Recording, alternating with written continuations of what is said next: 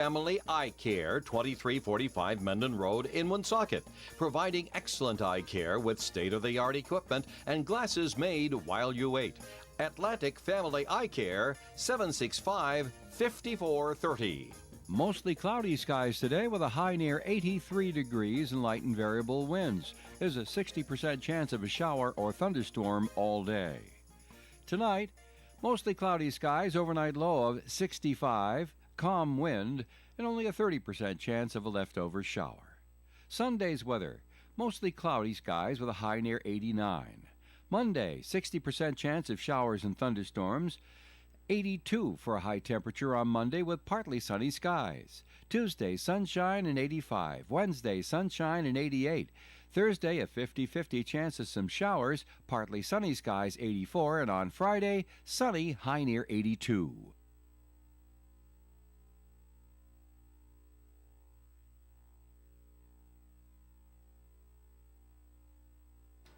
And currently outside the Navigant Credit Union broadcast studio at the corner of Park Avenue and Kennedy Street, we have 73.4 degrees on a cloudy Saturday day. And welcome to Kevin's Sports Show. I'm Kevin Callahan, the host of Kevin's Sports Show. I'd like to thank Dave Richards last week for producing a great segment, my 3 interview segments. I hope you enjoyed it as much as I enjoyed doing it. I am live in studio this morning, and we have Adam Dorowski this morning on Kevin's Sports Show. Adam is the Director of Design and Product Management for SportsReference.com. We have opened up the phone lines for you as well. So as we're talking to Adam this morning, please feel free to call 401-766-1240. That's 766-1240. And let's bring in Adam. Adam, good morning, and thank you for joining us. Hey, Kevin, how you doing? I'm doing great on kind of a cloudy, dreary day, but thank you so much for joining us. I think this is going to be real interesting to have you on. Adam, I got for you as your title, the Director of Design and Product Management for Sports Reference. It's certainly a lot of words in the title. What does that mean, and how did you get started there? Yeah, so Sports Reference is a company that makes several websites that you may use, people may use, may not even know it. We do pretty well in Google rankings, so you might recognize it if you see it. We have a baseball site called Baseball Reference, basketball site called Basketball Reference, Pro Football Reference, Hockey Reference, FB Ref, there's college sites, and we also have a paid premium product called StatHead to query the databases directly. And we also have the new... it was a viral game last summer, Immaculate Grid, and that's still going strong too, and that's another thing that we make. So as Director of Design and Product Management, it's really just about figuring out what to build and how to build it for all of these different sites. And I got into that by working in a lot of startups in the Boston area over the years, and finally my path led me to Sports Reference, which allowed me to combine kind of my interest in building technology and also sports. Across all sports, with lots of users using the sites every day. So I'm very lucky. I love it, and every day is awesome to work there. Now, I have known you for a long time, and I know what a sports fan you are, and I think baseball is probably your favorite sport, and I know personally I've used baseballreference.com, which is an absolutely fabulous site. For those that don't know, baseballreference.com, if you've now including college players as well, but any professional baseball player with at least one plate appearance or one appearance on the mound will be listed in baseballreference.com. Is that accurate? That is correct. Any major league player, whether it's in the 19th century or in the 20th century, 21st, in the Negro Leagues, and any minor league season for much of history as well is going to be in there as well. And like you said, even college now. Yes, I noticed that personally. And so for anyone listening out there, please be careful when you do claim that you played some minor league ball, as somebody did to me several years ago. It's easily researchable on baseballreference.com. And you know what? Make sure you did at least sign a contract before you go and claim that you played Double-A for the Cubs. Okay, so Adam, let's dive right in. you were, help explain. You were on a team that helped integrate Negro League statistics, kind of like into the Major League Baseball statistics on your website. Can you describe that process and the ups and downs that went along with that? Yeah, certainly. To clarify, I wasn't on the team for Major League Baseball. They have their own team that integrated. So Baseball Reference is completely independent of Major League Baseball. We, for the most part, show the records as Major League Baseball does, but there are some differences with, like independent research have corrected things like Ty Cobb's hit total, and independent research has shown that the National Association from 1871 to 1875 could have also been counted as a major league. So we break from the official record a little bit there.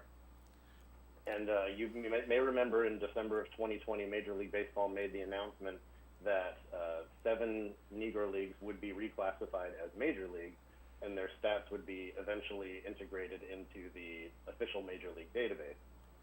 Now, we were already actually working on the project to do that exact thing, so we were very early in the stages, but a lot of the discourse in 2020 in the world at large really inspired us to rethink how we were presenting the Negro League. So we were presenting them essentially as a minor league, but they were not a minor league. They were absolutely the top level of talent available to those players, and there were several Hall of Famers there, and several should-be Hall of Famers, which I'm sure we'll discuss as well. So we were embarking on this project to present the Negro League data as Major League. So that announcement came from Major League Baseball in December of 2020, and June of 2021 is when we launched the data on our website. And why did it take so long? It's because we had to rethink the site's been around since 2000, so we had to rethink 20 years of code of what a major league is. Like the Negro Leagues were very different, so it took a lot of time and a lot of testing with historical experts and stuff like that to make sure we were doing it right, or as right as we possibly could be. And another reason why people are talking about this a lot is that in the last couple of weeks, Major League Baseball has finished their integration of Major League stats. So it was about 3.5 years after their announcement, but they had some negotiations to do with the Steamhead Negro League database, which is the data provider for both Major League Baseball and for Baseball Reference. But now both sites have the Negro League data displayed, and we're all very proud to do it. That's fantastic. You are listening to Adam Dorowski, who's the Director of Design and Product Management for Sports Reference. And if you have a question for Adam, feel free to call in at 766-1240, 401-766-1240. Adam is a stat guru, stat geek, if you will, loves everything baseball. So Adam, we were talking, this week, and I was very surprised, happily. I mean, there are 7 Negro leagues that are now classified as major league. How does one, I didn't even know that there were 7 Negro leagues. How did they get classified as major league? What is the criteria for that? Yeah, the criteria is, there's a lot of different criteria because, like I mentioned before, while the Negro Leagues were major, they were not the same as the American League and National League. They operated with shorter official league seasons, but that's because black teams needed to extensively barnstorm and play exhibition in between traveling from town to town to make money to keep moving to these next towns because they did not have the financial infrastructure that the American League and National League did. So, shorter seasons, not as many stats, so there's a lot of people that are not as keen on these players being in the leaderboards because of the shorter seasons. But we also have to remember that they were playing a lot of games against lower level competition, and our stats actually remove those from the record. Oh. Whereas, people, you can't have it both ways. You can't say, well, they played shorter seasons, but they actually didn't. They played more games. They were removing the games against lower level competition. So it's that type of thing. So these 7 Negro Leagues, and the reason why there's 7 is because there was so much fluctuation in the league structures because of the Great Depression. So in 1920, the Negro National League was founded by Rube Foster, and 3 years later, the Eastern Colored League was founded on the East Coast as well. So there were 2 leagues operating just like the AL and NL. Well, not just like them, but similarly to the fact that there were 2 coexisting leagues. But then a series of things, starting with Rube Foster's death and then the Great Depression, these leagues both folded, other leagues popped up, they didn't last very long, and eventually it took until 1933 when Gus Greenlee refounded the second Negro National League, and then the Negro American League followed in 1937, and from there on we had the two steady leagues. But in the middle there, that's why there's seven. I think if the Great Depression hadn't happened, we probably would have had a nice, clean, Negro American League, Negro National League type situation, but it doesn't always work out that way. History is messy, and the reason why some of those leagues in the middle were determined to be major league is because there were a lot of Hall of Famers playing there, a lot of top-level talent, and they function as a major league would be expected to function. There were like consistent rosters for the most part, consistent schedules, although some did. They folded during the year, later on in the year. But none of the ones that folded early in the year are considered major leagues. But so that's why we've got seven of them. When researching the history of the Negro Leagues, I mean, let's put it this way: the media was not exactly the same as it is today. I mean, you're going back to the Great Depression, you go back 100 years, and you're trying to find newspaper articles or any type, I guess maybe some radio or anything to try to research and document that. That must have been the most arduous task going. Am I wrong or right on that? No, this has been decades of work, and I'm going to tell you right now, this has not been my work. This hasn't even been Baseball Reference's work. We've been working with the Steamheads Negro League database. I cannot heap enough praise on that group. Starting with researchers like Larry Lester decades ago, they were collecting box scores, any box score they could find, and then Gary Ashwell and Kevin Johnson. They're really the two masterminds behind the Steamheads Negro League database today, and they're putting it all into like a workable database. They started their own website many years ago, the Steamheads Negro League database, where you can see the data, and now that is the same data that is used by both Major League Baseball, Baseball Reference, also Fangraphs. You're seeing more and more sites include this data, which is very important. And it's one of those things where like it looks different. The data definitely looks different because of the season length and some other differences in the leagues, but it was Major League data. These were Major League clubs playing against other Major League clubs. All you have to do is look at the level of talent that came into the league in 1947 and throughout the 50s and realize that there was a lot of talent in these leagues. Oh, absolutely. There was a lot of talent. I'm going to have to go to a break in a second. Adam, are you willing to stick around for another segment with us? Oh, absolutely. Oh, great. So you're listening to Kevin's Sports Show here on WOON 99.5 FM, 1240 AM, OneSocketRadio.com. And if you have a question for Adam, either in statistics or SportsReference.com, feel free to call 401-766-1240. That's 766-1240. And we'll be back with Adam right after this message. You're tuned to ON, AM, and FM. The latest Buick and GMC models, as well as used cars, trucks, and SUVs, can be found at Tasca Buick GMC in Woonsocket. The Buick Encore GX is a sporty SUV that strikes a distinctively athletic tone. The Envision has a suite of 6 advanced safety and driver assistance technologies that come standard. The GMC Sierra 1500, Acadia, and Terrain trucks are on the lot now at Tasca Buick GMC. Visit TascaBuickGMC.com to see their entire inventory of new and used cars. Tasca Buick GMC, Fortin Drive, Woonsocket is open 7 days a week. At North Smithfield Urgent Care and Lincoln Urgent Care, you'll always be seen by a board-certified physician who'll diagnose your minor illness or injury. Their services include treatment for flu, fractures, rashes, ITU infections, and work-related injuries, plus physicals, vaccinations, and drug screening. North Smithfield Urgent Care, Great Road, North Smithfield, and Lincoln Urgent Care, Wake Robin Road, Lincoln. X-ray and lab on premises. If your garage door needs replacing because of wear, performance, or appearance, think of Woonsocket Door Sales, your complete overhead door facility for installation and maintenance, including framework repair and security. Woonsocket Door Sales features important information about security on their website. For attached garages, be safe with a good deadbolt lock or door monitor. And remember, detached garages often contain valuable tools and recreation equipment. Woonsocket Door Sales since 1935. 1 Biltmore Avenue, Cumberland. 767-3448. Welcome to summer, and John Moran of AJ Moran Incorporated says now is the time to get those projects done that you've been putting off. Masonry, patios, walkways, hardscape, and landscape.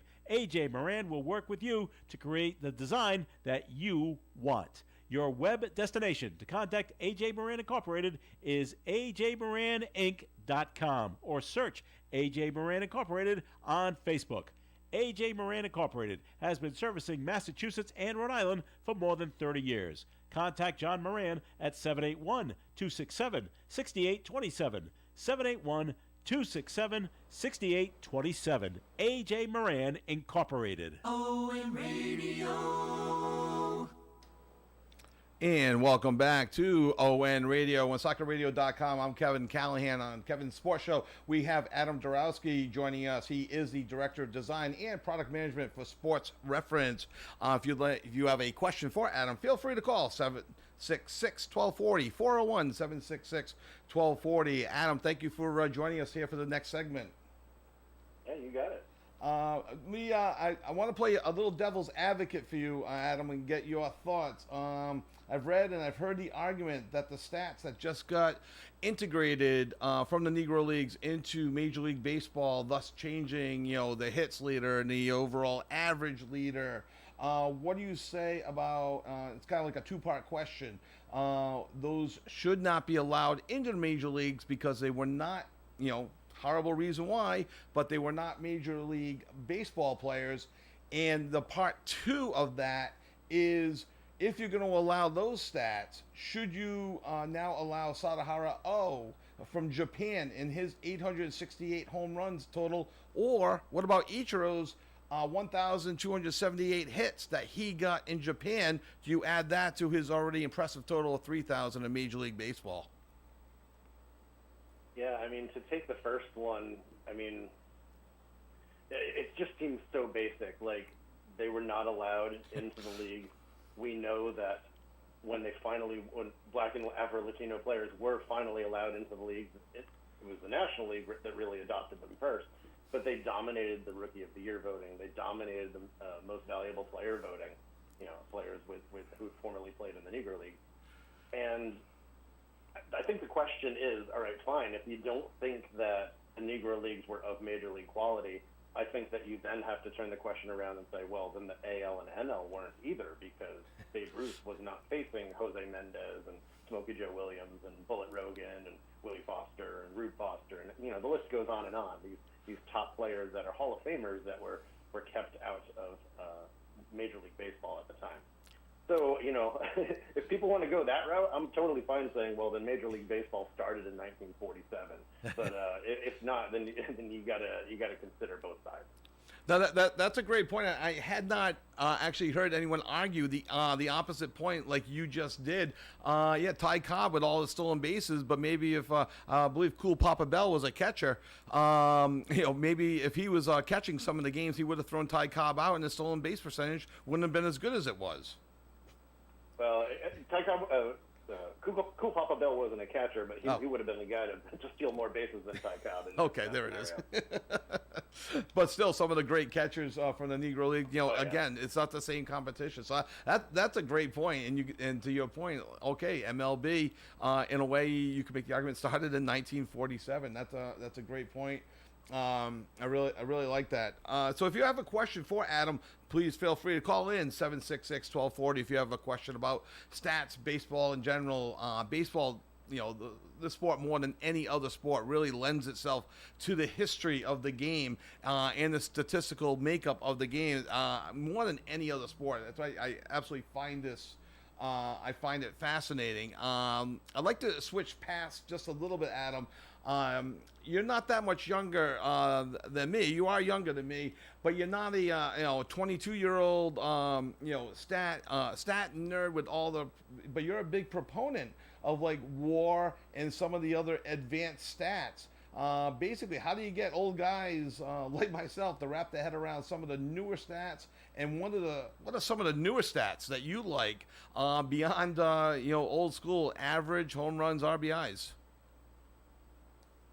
Yeah, I love wins above replacement. It's less of a stat and more of like a framework and Okay. kind of a different way of thinking about things. Like there's the batting side of it, there's the fielding side of it, there's the base running side of it, there's the position a player plays, that side of it. And I know a lot of people don't care for WAR because they don't know how to calculate it. It's not hits divided by at bat. Right. But the more you learn about it, the more you can appreciate the things that do go into it. And every time like somebody watches the game and thinks, well, that's not the kind of thing that goes into a box score. Well, WAR attempts to cover those things. Like the base running component, it's not just about like stolen bases and caught stealing. Somebody just the other day asked me about the differences between the base running component of WAR, that number for like Shohei Ohtani and Marcell Ozuna. They're like, well, of course Ohtani has more stolen bases, but how is the difference this big? And I looked into it, and we have another stat, which is like, we have a lot of stats. Like you can get really deep in. And this one is XBT percent, and that is extra base taken percent. So that's like if the player is on first and a guy hits a single, how often does he go first to third? When there's an opportunity to take an extra base, how often does the player do that? And Ozuna had done that 8% of the time in his opportunities, and Ohtani had done it 47% of the time. So, these are the types of things when you're watching a game and you think, oh, that doesn't go into batting average, but that helps players win a game. Like, all those things are trying to be captured in WAR. Is WAR perfect? No, it is not. Is it an estimation? It absolutely is. Should it be taken as gospel? It absolutely should not be. Is a 7.0 WAR player definitely better than a 6.4 WAR player? No, you can't say that. There are error bars there, but it's a good approximation. And I think that rather than just taking it at face value, if people think of it more as like a concept and how to think about the game, I think they're going to be better off than saying, 7 WAR is better than 6.8 or something like that. And just to interject really quickly, WAR, for people that may not understand, it actually stands for wins above replacement. And like Adam is mentioning, it's a way. I like that it does bring in some of the fielding components because beyond errors and a little bit of fielding percentage, it's always been difficult to calculate how good a fielder is. So you think WAR does a good job with the fielders? It does about as good a job as it can. Sure. So we have a lot more data in the more recent seasons. So we're looking at players based on like the zone of exactly where the ball went. The further back we go, we're dealing with just like raw put out, assist, and error data, and like seeing, well, does this player have more put outs than they would be expected to have, that kind of thing. But even using those older stats, like the players that come out grading as the best defenders of all time are folks like Willie Mays and Brooks Robinson and Mark Belanger, and like, you're not getting like these. Dave Kingman isn't all of a sudden rating as the best defender of all time. In fact, he looks pretty terrible according to WAR. Hey, Adam, we do have a phone call. Hold on one second, please. And good morning. Welcome to Kevin's Sports Show. Who am I talking to? Mel.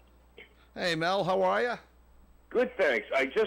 First of all, I'll never forgive your guest for explaining WAR to me so even I can understand. I love it. Yeah, I've never been a fan of it, but your comments actually make sense. Rats. And then, Kevin, regarding your position of not including stats from the Japanese leagues, the American League and National League never discriminated against players from the Japanese League. They were completely separate, so I would not include their stats. I wonder what your guest feels about that. Yeah, how do you feel about that, Adam? Yeah, I wouldn't say never discriminated. There was definitely discrimination early on, certainly. I think that, what we're looking at with the Negro League is it was literally a segregated league, whereas Sadahara he played during a time when Major League Baseball was not technically segregated, although it was very rare for players to come over from Asia. I think just one player had at that point, actually. I forget the name of the first player. I think he pitched for the Giants or something like that. And Ichiro, of course, like the players were starting to come over more and more. So it wasn't like a technical ban, so to speak. And, I think that there's other questions there, too, like the quality of the league. The Negro League had a lot of players of that quality, whereas the Japanese league certainly had some. I'm not saying that they didn't, but I would need to study further, and others would need to study, not just me, of course, the overall quality of the league as well. Excellent. By the way, Kevin, Josh Gibson was the catcher you were thinking of. That's what I was who thinking might have of. thrown out Ty Cobb. But last question. Everything I know about the Negro Leagues, I learned from the Bingo Long Traveling All-Stars and Motor Kings movie in 1976. Are you familiar with that movie, and was it accurate at all? I am familiar with it, and that movie gets some. There are some negative words about it spread about in the Negro League research community, because I think it really pushes the agenda that the Negro Leagues were like a clowning organization, and that was the number one focus. But there were some teams that incorporated clowning as part of their gimmicks, and that would often happen. For certain teams when they traveled to play against like local semi-pro teams and things like that, they wanted to entertain, so they were invited back. But when they played league games against other top black competition, these were games happening in the same major league stadiums that like happen in Inform Field and Yankee Stadium and things like that. Same balls, same bats, same rules, like same intensity. A little bit more flair, because the Negro Leagues, I'm going to tell you, had a little bit more flair. There was a lot more, bunting and running and things like that, more so than home runs. But, so I think that Bingo Long, they really leaned into like that barnstorming aspect, and there was that side of black baseball. But when you're looking at the top teams against each other, it was a lot like you would see in an AL and NL game. And it does show that they made more money barnstorming than they did playing in Negro League games, and that's unfortunate. Wow. Exactly. I love the education I got. Mel, is that all, or do you have any other questions? That's it. All right, thank you That's so it. much. Great guest. Thank you. Appreciate the phone call. So great to have a phone call. If you have a question, I know this segment is just about over, but we'll be diving into other sports. I'm willing to talk, baseball, Red Sox, history of the game as well. 401-766-1240. Adam, in the very short time we have left, I want, for those that don't know, could you describe what Immaculate Grid is and how people can do it and your role in it? Oh yeah, ImmaculateGrid.com. It was a viral game last summer that has continued to perform really well. We purchased it last summer.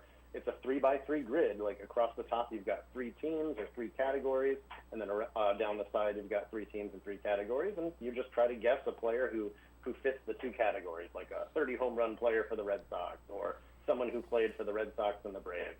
And my role in it these days is I actually pick the categories that are going to be published each day. So I encourage you to check out ImmaculateGrid.com. Today's one where we have all stats. There's no teams involved, so those are always a different type of challenge. Do you ever get Immaculate Grid writer's block trying to come up with a subject?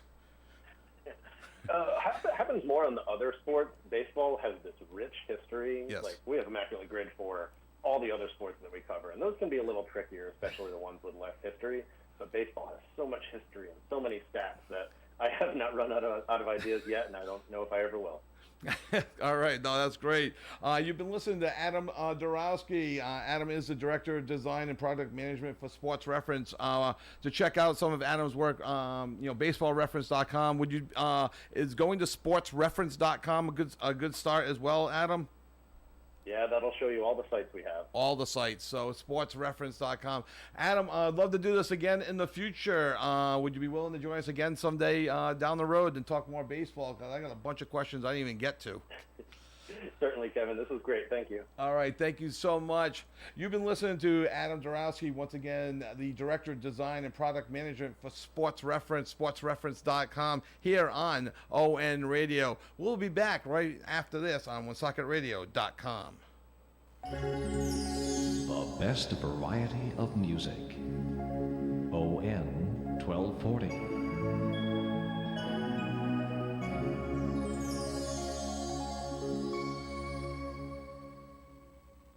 Automobile construction and design continues to change, so it's important that auto body shops remain current and certified in aluminum repair and able to reproduce the entire color spectrum. Michaud's Auto Body is a certified Class A auto shop staying current with the new technology. The use of aluminum in construction has made vehicles lighter, and many of the new metallic paints require the tri-coat process, 3 layers to get the perfect match.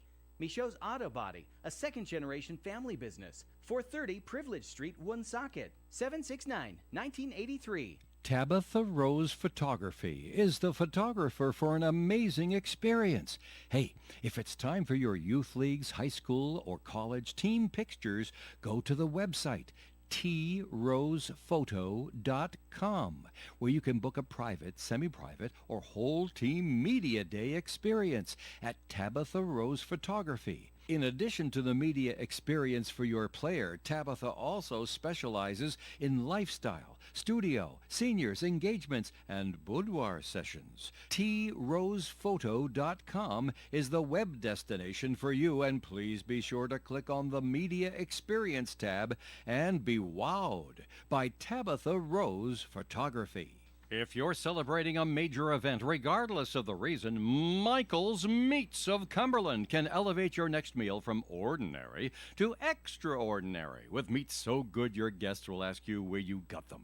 Tell them Michael's Meats. Michael's Meats offers weekly specials. This week through June 26th, Michael's has certified Angus trimmed beef sirloin tri-tips for just $8.99 a pound. Michael's Meats is in the Walgreens parking lot on Mendon Road in Cumberland, just north of the Seabra Plaza. They're open Monday through Friday at 9 a.m., making your next meal truly special. It's Michael's Meats.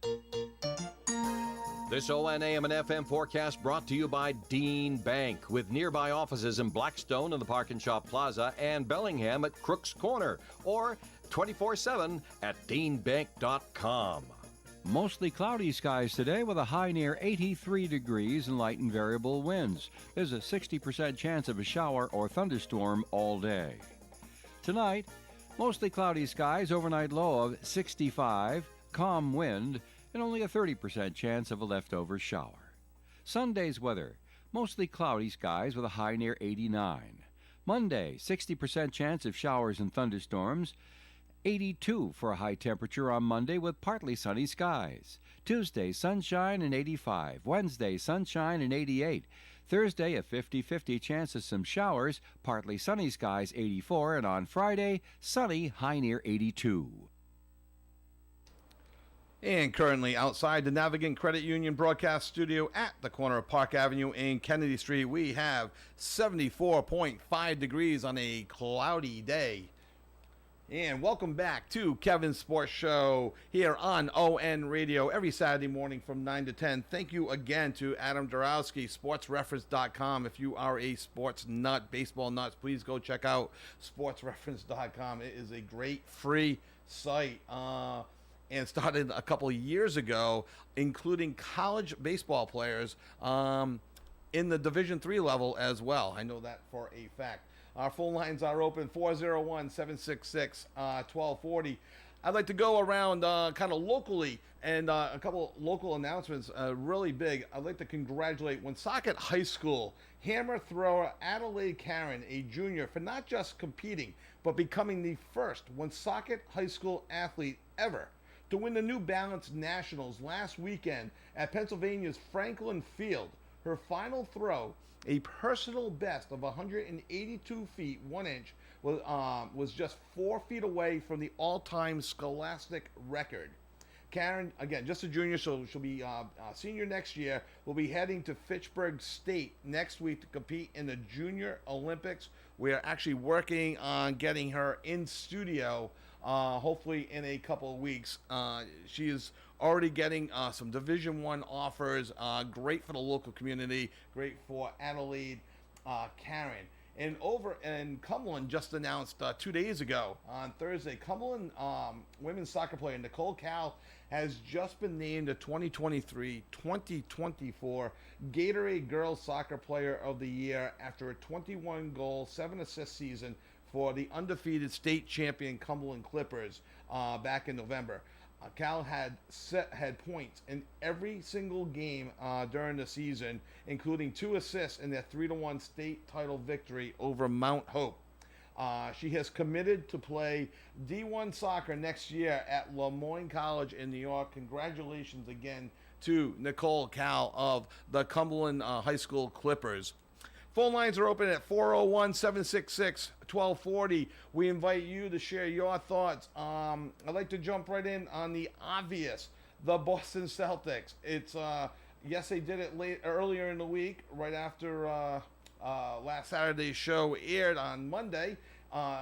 Banner number 18 for the Celtics, overtaking the Minneapolis, Los Angeles Lakers, who needed to combine their cities to get to their 17, 5 in Minneapolis, 12 in Los Angeles. Celtics stand alone on top of the heap as the leader in NBA World Championship banners, their first one since 2008. MVP Jaylen Brown. Everyone's talking about Tatum and Brown, but did anyone have two more exciting moments than Peyton Pritchard? Peyton Pritchard may have been traveling, I don't know, but at half court, right before halftime, he plays 4 seconds in the first half. 4 seconds. And he goes and hits a half-court three-pointer. I was watching the show, and they in studio on TV, they were mentioning the difference between Dallas and Boston. Dallas had the ball with about 3 seconds to go at the end of the first quarter. They inbounded it and just let the clock, tick out, and were content just to end the quarter without trying anything. The Celtics had about 2.5 seconds to go before halftime. And they get the ball, 4 seconds ago, right before halftime, they inbound the ball to Pritchard, couple of steps towards half court, launches, swishes a three. The TD Garden crowd goes into an absolute frenzy. Very exciting opportunity, very exciting moment for the Celtics on their way to championship banner 18. Did you see it? Do you have any thoughts on that? 401-766-1240.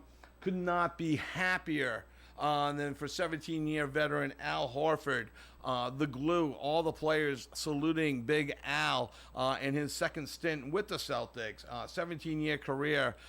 If this is the end for Al Horford, what a way to go out. Al, the quiet leader out there, just does everything you need from him. He'll hit the three. He plays terrific defense, gives you a lot of minutes, doesn't complain about his role. In this day and age of the NBA, there's so much isolation ball. I really feel this Celtics team actually, really came together as a team. So much so with this isolation ball in basketball that they went out of their way on the broadcast and other sports talk radio stations to point out how many assists that Jaylen Brown had and Jason Tatum have. And I'm just so thankful that they bought into the team concept. And look at this, the best team won. The Celtics, they may not have been the deepest team talent-wise, 1 through 12, 1 through 14, but their 6 or 7 that were in the rotation were incredible. And they got all their guys coming back for next year. All their starters coming back for next year. We're not sure about Al Horford, but Derek White, Pritchard, Tatum, Brown, Drew Holiday. Again, another unsung hero. Everyone's so focused on Tatum and Brown. Did you see what Drew Holiday did in this series? Incredible passion, incredible leadership. Again, another quiet leader, willing to step back and go get a championship. Kristaps Porzingis. The list just keeps going on and on. Coming out, he gets the Kurt Schilling Award, in my opinion. And no bloody sock, but what he did to get out there and play in the final game when he easily, he's probably going to be, injured, rehabbing his injury for the next 2 months. I hope he's available to play next season when they resume camp in October.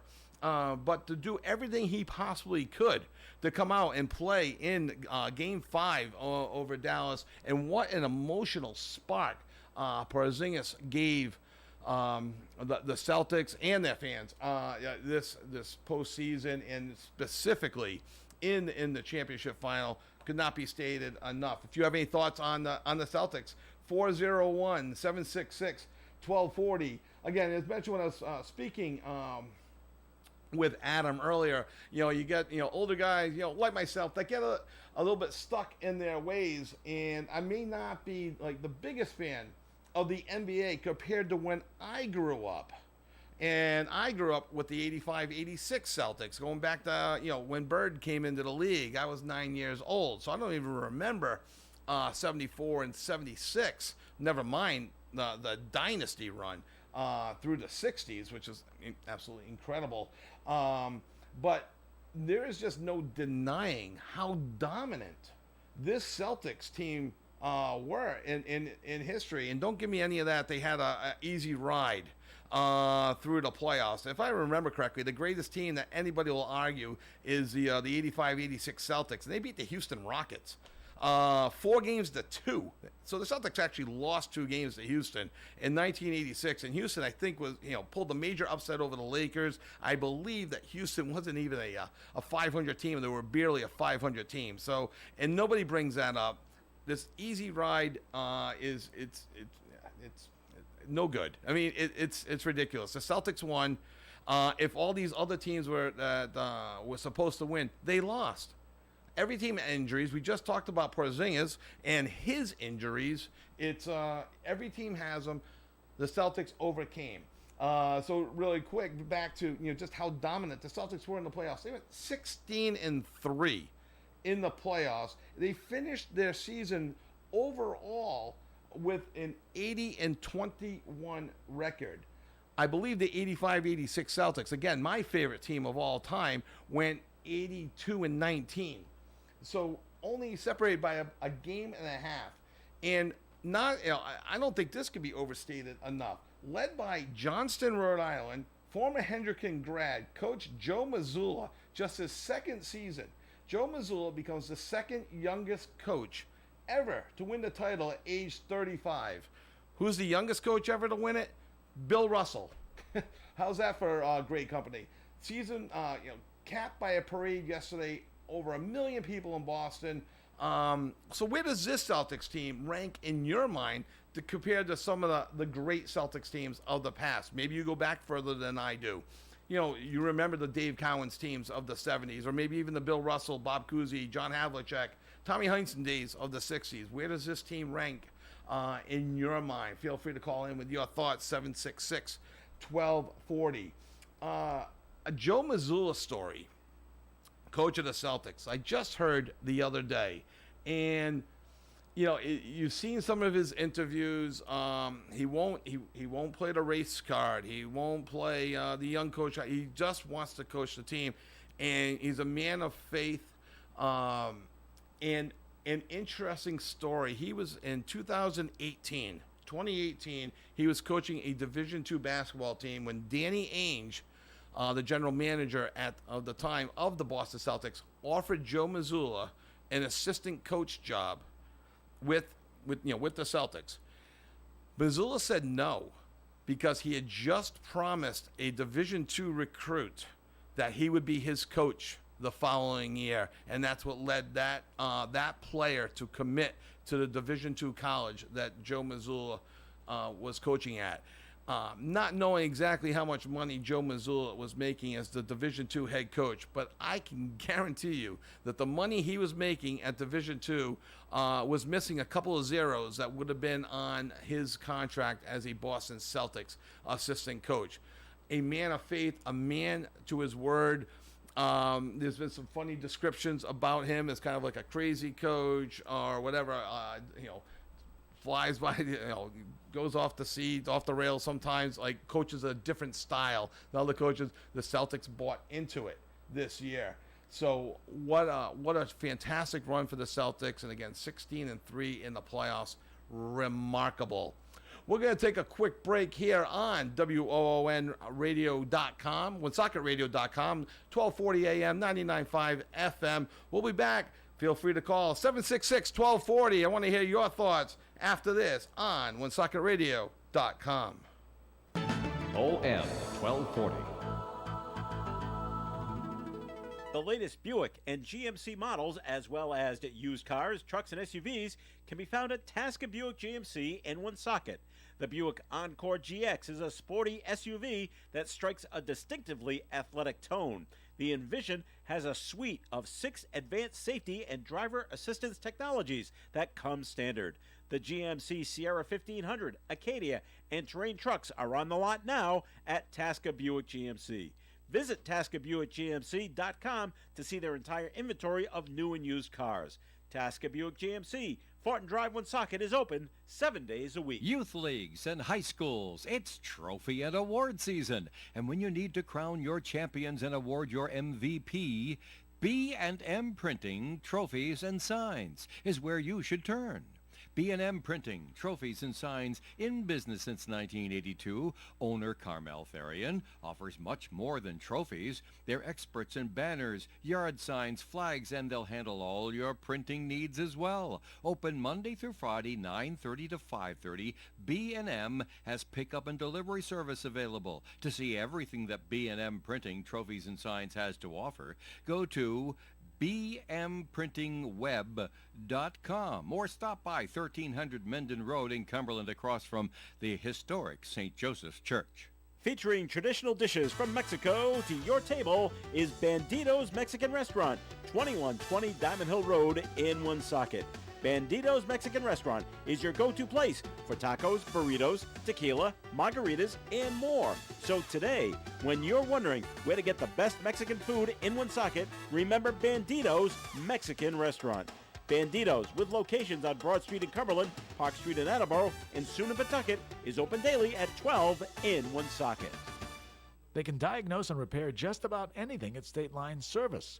From tires and alignments and front-end work on all makes of cars and trucks up to 1 ton to smaller items like brakes, starters, struts, exhausts, radiators, timing belts, and high-speed balance. State Line Service is a third-generation family-owned business, up to date with the latest technology. They believe in clear, honest communication with their clients. No double talk, no pressure. State Line Service, 1209 Social Street, Woonsocket, at the State Line. State Line Service. ON Radio in Woonsocket. And welcome back to Kevin's Sports Show. It's 9:48 Saturday morning. Switching topics away from the Celtics, but if you do have a Celtics thought and want to call in, 401-766-1240. Again, congratulations to the Boston Celtics. Switching over to the NHL. Last night, Game 6. Edmonton Oilers originally down 3-0 to, I'll say it, the hated Florida Panthers. I don't like the way they played against the Bruins 2 years in a row. I don't like the way they played against the Rangers, and I'm not a Ranger fan. They were up 3-0 on Edmonton. Edmonton wins last night 5-1, forcing a Game 7 Monday night. If you have not tuned into this series, or if you're just a fly-by-night NHL fan, I urge you, Monday night at 8 o'clock, tune in to Game 7. It should be wild. Edmonton now has all the momentum. All of it. Florida Panthers gripping the stick too tight. The goalie, Bobrovsky, maybe get a little bit nervous. There was a disallowed goal last night against Florida. Head coach Paul Maurice, who's cool, calm, collected, like a lot like Joe Mazzulla. The way he flew off the handle last night. I've never seen him more upset than he was last night, having a goal disallowed. It was 2-0 at the time. Florida, on just their third shot of the game in the second period, looked to have tied up a borderline offside call against the Panthers, disallowed a goal. We could talk about that someday, whether or not that offside truly is an offside call in the spirit of the rule. Was he offside? I mean, there was debate amongst friends of mine as we were watching it last night. But the bottom line, in the spirit of offside, I believe, as much as they hate the Panthers, you got to allow that goal. If anybody saw it and wishes to comment on it, feel free. Call in 766-1240, 401-766-1240. Again, Florida only had 6 shots on net halfway through the game. They look to become the first team since 1942. And only the second team ever in a finals. So this doesn't count the Red Sox against the Yankees or even the Celtics when they lost to Miami last year. They look to become the second team ever in a finals to be down 3-0 and come back and win a series 4-3. The first and only team to do it was the Toronto Maple Leafs. The Leafs, they were down 3-0. came back. They had a late third period goal back in 1942 to win the series 4-3. Just 3 years later, and that win was over the Detroit Red Wings. Just 3 years later, Detroit had a chance to do the unthinkable and do to Toronto what Toronto did to them. Detroit was down 3-0. They came back. They tied it up 3-3, only to lose in overtime in 1945. But to date, the Toronto Maple Leafs are the only team in the finals of the major sports here in North America, baseball, basketball, and hockey, to be down 3-0 and come back and win a series. Edmonton, Monday night. Tune in, 8 o'clock. It is a tremendous series. Edmonton trying to get their first cup since 1990 and trying to bring a cup to the country of Canada for the first time since the Montreal Canadiens did it in 1993. Florida Panthers looking to get their first Stanley Cup ever in franchise history. Great opportunity. I'm rooting for Edmonton. Go Oilers. Your Boston Red Sox, yes, they lost last night 5-2, but they took 2 out of 3 from the Philadelphia Phillies, first place Philadelphia Phillies. They took 2 out of 3 from first place New York Yankees, who have now lost 3 in a row. And then they sweep the Toronto Blue Jays, who the Blue Jays were supposed to be contenders this year for first place. They fall further behind the Red Sox. Red Sox all of a sudden go on an 8-2 run in their previous 10 games before losing last night to the Reds. If you follow along, and if I can quote the movie by Major League, and by the looks of you haven't, the Red Sox are only 1 game out of the wild card standings. This Red Sox team, I thought, to be honest with you, 75 game winners this year. I did not see them a 500 team, and now they're 1 game out of a wild card spot. They're 5 games over 500. They're almost at the halfway point. I think this team, going from my prediction of 75 wins to maybe 85, 88 wins. This team, it's a team of basically nobody. You got Jarren Duran, who is electric on the bases. You have Tanner Houck pitching like a potential Cy Young candidate. They are running the bases like the old Oakland A's used to. You have Ceddanne Rafaela on the team, rookie, 248 average, but he's stealing bases. He's got 10 stolen bases on the year. Exciting player, 8 home runs. And I say 248, his average was hovering in the upper 190s, low 200s just a few weeks ago. Rafael Devers, 274 with a 362 on base percentage, leading the team, 14 home runs. Tyler O'Neill, 15 home runs. But the Red Sox, 5th in the league in stolen bases. I don't know if you saw this. They had a game last week where they stole, against the New York Yankees, they stole 9 bases in a game to set a franchise record. I grew up with the Jim Rice era, and then David Ortiz and everything in between. And other than the occasional Jerry Remy, it's my brothers remember Tommy Harper. The Red Sox aren't exactly known for their base stealing threats, and to have 2 stolen base people in David Hamilton with 20, Jarren Duran with 19, even Rafaela with 10. These are the go Red Sox. For you old school baseball fans of the sport of baseball, the Red Sox are doing it like the way you grew up. They're moving runners along. They're bunting. They are, sack flies. They're pitching well. Yes, their defense can be a little shaky, as evidenced by 3 errors in 1 inning last night. But they're actually a fun team to watch.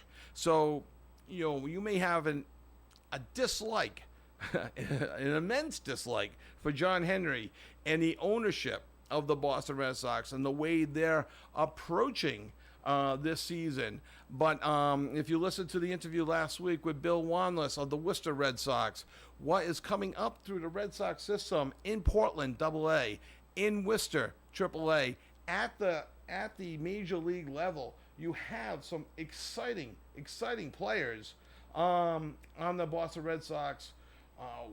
worth watching.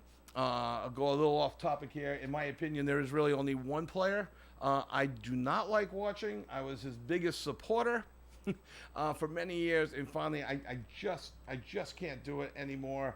Bobby Dahlback. It's incredible how he still gets opportunities to play. I just don't think this is the right market for him. My understanding is even in a game in Worcester, minor league crowds are the most forgiving crowds in the world, and even they were starting to boo Bobby Dahlback. Never mind the Boston fans. I think if Bobby Dahlback is to have any sort of productive career, I think he needs to go to the NL West. I used to play a game with a friend of mine, retired or National League West, where players used to just go to never be heard from again. I think Bobby Dahlback would do just fine playing out in the West. Go play for Arizona. The spotlight isn't on you as much as it is in Boston, and I just don't see Bobby Dahlback succeeding here in Boston with any regularity. They keep sending him up and down to Worcester and back like a yo-yo. He's got to be out of options. I just don't understand why they keep putting him in. He's hitting 133. I mean, there has to be another first baseman, and at the trade deadline, which is coming up in about a month, I hope the Red Sox maybe can go get a more productive, and let's face it, although anybody at first base would be more productive right now than Bobby Dahlback. They need somebody. His defense is okay, but he is just an automatic strikeout at the plate. You don't have to give up a lot to get. You don't have to go get Juan Soto, but go get an upgrade at first base for this wild card push that the Red Sox are making. One game out, so do yourself a favor. The Bruins season's over, the Celtics season's over. Training camp doesn't open up for a few more weeks for the Patriots. Training camp games, exhibition games don't start for another month or so, 6 weeks or so. Do yourself a favor. Tune into this Red Sox team. All the games are on TV. You can, somewhere, Apple TV, Nessa, wherever. Sometimes you have to locate them. But, find them. They are a fun team to watch and get to know some of these players. I fully admit I don't know many of these players. And here I'm just looking up at their stats right now. Connor Wong, the catcher, hitting .335, hit another home run last night. Absolutely incredible season he's having. I don't know if he ever hit above 220 in Worcester. Either him or Duran is your 10th player award winner, in my opinion, this year. I know only halfway through the season, but if they can duplicate in the second half what they're doing in the first half, I think you've got a real battle for 10th player award winner for the Boston Red Sox. Who's the player that's performed above and beyond what you expected? By that exact definition, I have to go with Connor Wong. I expected real good things out of Jarren Duran. I didn't know that he would be this electric. He's played in every single game this year, which is a rarity in baseball to have somebody play in every single game in a season. So good luck to the Red Sox in the second half of the season. And one last Patriot note, I agree with this signing. New England Patriots have signed Ramondre Stevenson. For 4 more years. They extended his contract 4 years, $36 million, 17 of which is guaranteed. He'll be the 7th highest paid running back in the league this upcoming season for the New England Patriots. I think it's a good move. When healthy, he's a pass-catching wide receiver as well as a tremendous running back. Should be a real good, consistent performer for the New England Patriots. And just to wrap up, I'd like to congratulate once again Cumberland soccer player Nicole Cal for being named the Gatorade Girls Soccer Player of the Year for the undefeated Cumberland Clippers as they won states back in November. And congratulations once more to Woonsocket High School hammer thrower Adelaide Karen, who we're going to try to get in studio, for winning nationals. And her throw was 16 feet further than the second place runner-up Adelaide Karen, off to Fitchburg State next weekend to compete in the Junior Olympics. going into her senior year next year at Woonsocket High School, has already stated her goal is to win the scholastic record for a hammer throw. She is just 4 feet away.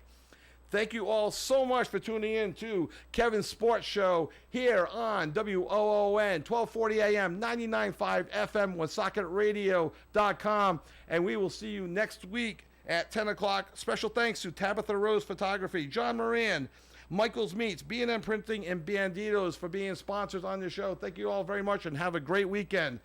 Bye, everybody.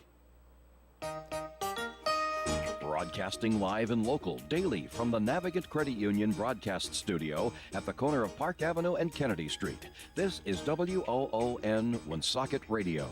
And now, the news. NBC News Radio, I'm Rob Martier.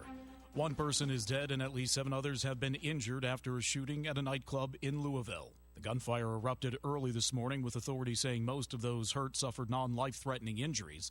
There's no word yet on a possible motive.